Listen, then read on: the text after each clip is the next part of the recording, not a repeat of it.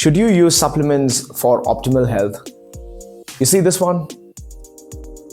I did it with no supplements. The only supplement that I had was my dedication. So the question is, do you need the supplements for optimal health? Well, the answer is no. You don't really need the supplements for optimal health, especially certain categories like Herbalife or the other protein supplements. If you're taking it, you don't really need it. What you need is the nutrients from whole food. I'm talking about the all natural whole food. And that is a place where you can get the best of the best nutrients. However, there are certain things that I want to recommend for your optimal health. Number one is B12, especially for vegetarians. So if you're a vegetarian, B12 is an absolute must for maintaining healthy nerve cells and for the production of DNA. And if you're a vegetarian or a non-vegetarian, omega-3, the healthy fats, which are extremely crucial for your heart health and a little bit for your brain function. Number three, zinc.